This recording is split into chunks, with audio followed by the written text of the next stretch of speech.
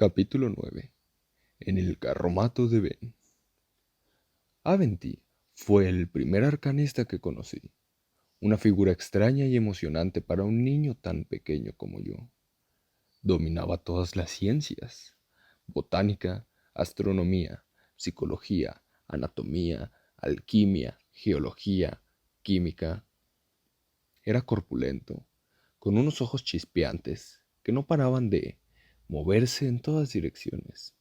Tenía una franja horizontal de pelo gris oscuro en la parte de atrás de la cabeza, pero, y eso es lo que mejor recuerdo de él, no tenía cejas.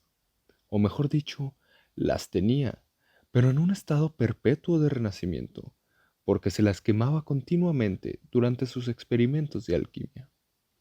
Esa peculiaridad le daba un aire de sorpresa y burla. Hablaba con dulzura, reía a menudo y nunca ejercitaba su ingenio a costa de los demás. Maldecía como un marinero borracho con una pierna rota, pero solo a sus asnos.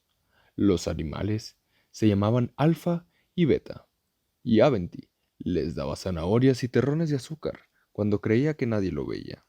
La química era su disciplina favorita, y mi padre aseguraba que jamás había conocido a nadie que manejara mejor el alambique. Cuando Aventi solo llevaba un par de días en la trupe, yo ya tenía por costumbre viajar en su carromato. Le hacía preguntas y él me las contestaba.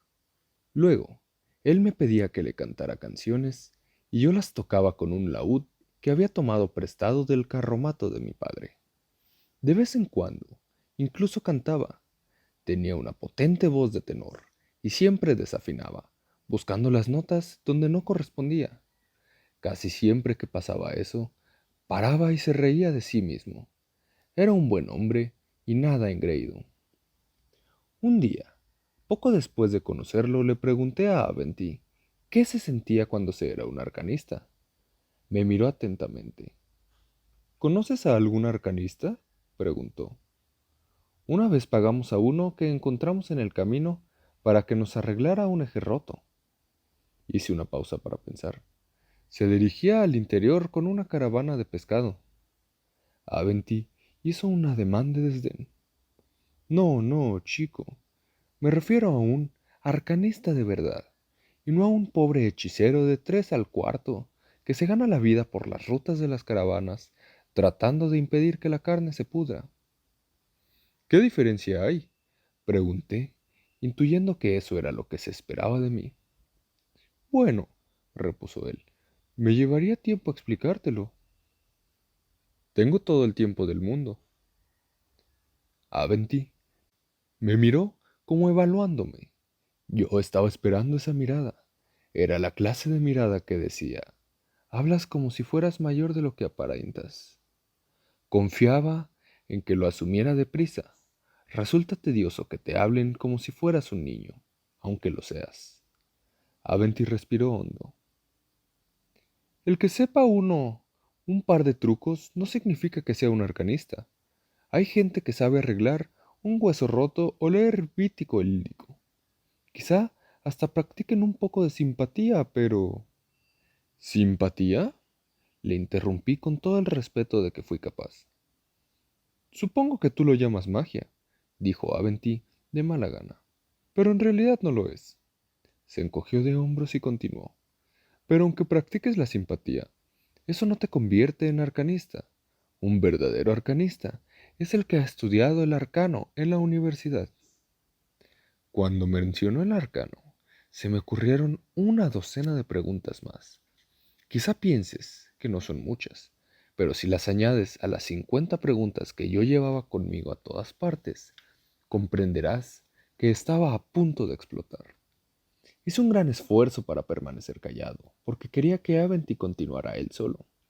Aventí, sin embargo, se percató de mi reacción. Veo que has oído hablar del arcano, ¿no? Parecía hacerle gracia. A ver, explícame lo que te han contado. Ese pequeño apunte era la única excusa que yo necesitaba. Un niño de Temper Glen me contó que si te cortas un brazo, te lo pueden coser en la universidad. ¿Es verdad? Hay historias que dicen que Taborlin el Grande Fue a la universidad a aprender los nombres de todas las cosas. Hay una biblioteca con 1000 libros. ¿De verdad hay tantos? Aventi contestó mi última pregunta. Las otras las había formulado demasiado deprisa y no le había dejado de responder. Hay más de 1000. 10 veces 10.000 libros, o más. Más libros de los que jamás podrías leer. La voz de Aventi adquirió un deje nostálgico. ¿Más libros de los que jamás podría leer? Eso no acababa de creérmelo. Ben continuó. La gente que ves viajando en las caravanas, como hechiceros que hacen que la comida no se estropee, saoríes, adivinos, embaucadores, ellos no son verdaderos arcanistas. Igual que todos los artistas itinerantes no son del Edén Arrujo. Quizás sepan un poco de alquimia, un poco de simpatía, un poco de medicina. Sacudió la cabeza. Pero no son arcanistas de verdad. Hay mucha gente que asegura serlo. Llevan túnica y se dan muchos aires para aprovecharse de los ignorantes y de los ingenuos. Pero te voy a decir cómo puedes reconocer a un verdadero arcanista. Aventi se quitó una fina cadena que llevaba colgada del cuello y me la dio. Era la primera vez que yo veía un florín del arcano. No llamaba mucho la atención, solo era un trozo plano de plomo con una extraña inscripción grabada. Eso es un verdadero florín, o florín, si lo prefieres, me explicó Aventi con cierta satisfacción. Es la única forma infalible de saber quién es y quién no es un arcanista. Tu padre me pidió que le enseñara el mío antes de dejarme viajar con vuestra trupe. Eso demuestra que es un hombre de mundo. Me miró con astuta indiferencia. Incómodo, ¿verdad? Me aguanté y asentí con la cabeza. La mano con que había cogido el florín se me había dormido. Sentía curiosidad por examinar las inscripciones del anverso y el reverso, pero pasados unos segundos se me había dormido el brazo hasta el hombro, como si me hubiera recostado toda la noche sobre él. Me pregunté si se me dormiría todo el cuerpo si seguía sujetándolo. No tuve ocasión de comprobarlo, porque el carromato pasó por un bache y se me cayó el florín. El anciano lo atrapó al vuelo y volvió a colgárselo del cuello riendo. ¿Cómo lo soporta? Pregunté y me froté la mano entumecida para recuperar la sensibilidad. Solo le produce ese efecto a los demás, me explicó. Su propietario solo nota calor. Así es como se diferencia a un arcanista de alguien que tiene un don para encontrar agua o para predecir el tiempo. Trip tiene algo parecido, dije. En todas las tiradas saca sietes. Eso es un poco diferente, dijo Aventi riendo. No es tan inexplicable como un don. Se recostó un poco más en el asiento, y probablemente también sea más seguro. Hace 200 años, uno podía darse por muerto si la gente sospechaba que tenía un don. Los teelinos los consideraban señales diabólicas y quemaban a la gente que los tenía. Se puso serio. Nosotros hemos tenido que sacar a Trip de la cárcel un par de veces, dije tratando de aligerar el tono de la conversación. Pero nadie ha intentado nunca quemarlo. Aventi esbozó una sonrisa cansada. Sospecho que Trip tiene un par de dados muy especiales, o una habilidad muy especial que seguramente exhibe también cuando juega a cartas. Te agradezco mucho tu oportuno comentario, pero un don es algo completamente distinto. No soporto que me traten con condescendencia. Trip no haría trampas ni para salvar el cuello, dije con más aspereza de la que pretendía. Y todos los miembros de la trupe saben distinguir unos dados buenos de unos dados amañados. Trip saca sietes, no importa qué dados use, siempre saca sietes. Si hace una apuesta con alguien, saca sietes. Si tropieza con una mesa sobre la que hay unos dados, marcan un 7. Hmm, Aventi asintió. Te pido disculpas, eso sí parece un don. Me gustaría verlo. Asentí. Coja sus propios dados. Hace años que no lo dejamos jugar. Entonces se me ocurrió una cosa. quizá ya no funcione. Aventy se encogió de hombros. Los dones no desaparecen así como así. Cuando vivía en Staup, conocí a un joven que tenía un don. Era excepcional con las plantas. La sonrisa de Aventy se esfumó mientras el anciano contemplaba algo que yo no podía ver. Sus tomates estaban rojos cuando las tomateras de todos los demás todavía estaban creciendo. Sus calabazas eran más grandes y más dulces. Sus uvas, nada más prensarlas y embotellarlas, enseguida se convertían en vino. Se quedó callado con la mirada perdida. ¿Lo quemaron? Pregunté con la morbosa curiosidad propia de los jóvenes. ¿Qué? No, claro que no. No soy tan viejo. Me miró con el ceño fruncido, fingiendo severidad. Hubo una sequía, y el tipo tuvo que huir de la ciudad. A su pobre madre se le rompió el corazón. Hubo un momento de silencio.